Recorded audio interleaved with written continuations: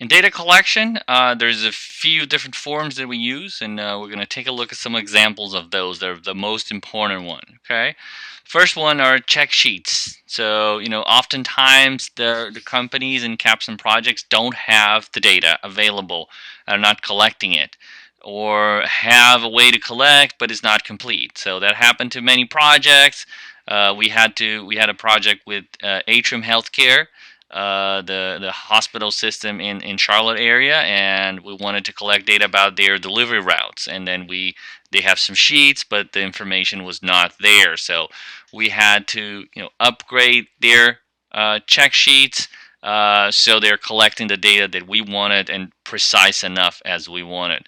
Same thing happened to other projects where we have to change the data or start collecting data as well, right? So check sheets are designed to help and to make things easy to collect some of this data. And here we have some basic types of check sheets. So we have frequencies plots, also traveler and concentration diagrams. So this is a very basic check sheet, right? So in this case, you're asking, let's say you give this to a worker and say, oh, whenever there is a problem here, you write the reason of the problem, and after a month, we're going to collect and see how many you had and what kind of problem it is, right? So you have incorrect SSN, you have incorrect address, incorrect work history, incorrect salary, right? So social security number. So maybe this is a job application process, right?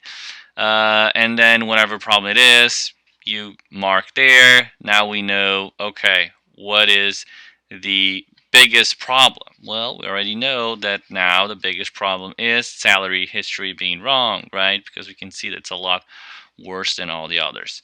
So this is very basic way to mark if you got something wrong and what is the reason for that.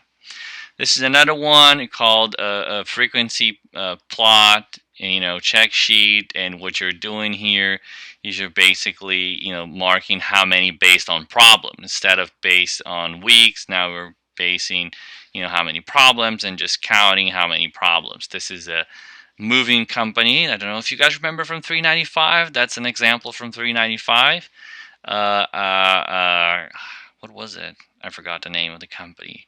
It was a college. Uh, uh, there's a city that it was a college, and was uh, the employees were athletes or something like that. That was the story. Moving company has some problems. Here you're just saying how many you completed. So very simple way to count, right? To have a count of something. This is another sheet that's a little bit more sophisticated. It's called a traveler sheet. And think about traveler. It's because it travels with the product. Okay, got it, got it. So it travels with the product. The sheet goes with the product. So I'm going to give you one example. We did this with Carolina Healthcare System again, Atrium. Was a process of cleaning equipment. So think about these IV pumps, ventilators that are everybody's talking about. So you use in the patient for a certain period of time, right? And then when the patient is out, you take it out and you have to clean it for the next patient. So there's a process, there's a department inside a hospital, in CMC Main Hospital in Charlotte, that takes that equipment, clean it, and put it back. So a lot of departments have to have IV pumps, right? All departments have to have there. So there was a team of, I don't know, 30 people that are doing that all day long, just going there and picking stuff, cleaning, and put it back. So what we did was we implemented a sheet of paper there that goes with the route, where the operator was actually writing the time that they went into these different places, right? So how long it took in each one of the stops off the that he did, right? Same thing here, just an example of Six Sigma order, right, or pizza order. So you're writing the step here, you're writing the time to begin, the time to complete, Then you're timing the next. Why is that always happening? So then you're having the time here for the next step, and then the time for the next step, right? So it gives you a lot of information about this pizza, for example. It tells you how long it takes to take an order. It tells you how long it takes to prepare and how long it takes to deliver it. But not only that, it tells you how long the pizza was waiting, or the order was waiting after being taken. So about 7 minutes. And then also how long it takes between the pizza is ready and you went out for delivery, which was 20 minutes. So you can realize that you're losing a lot of time here. So you put that in Excel, do a bunch of different cool math stuff, and then you can get a lot of data from it. And that's what we actually did with the ones that we collected there, right?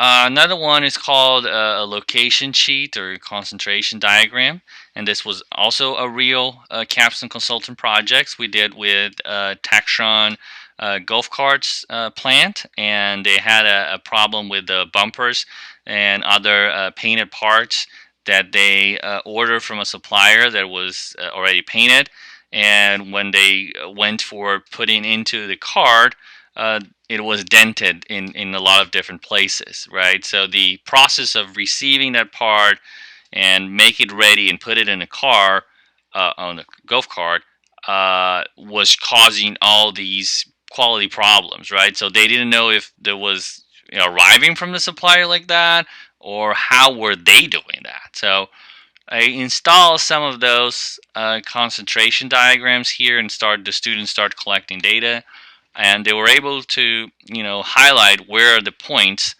that they were actually causing the problems, right? And then the result of the project was why those things are happening and trying to fix it, and also put protections in certain places that they're coming from supplier with protection, so they already if there was a bump, they could take it, right? So this is another interesting kind of story here. This come from World War II, and this was. I'm gonna talk about this in class.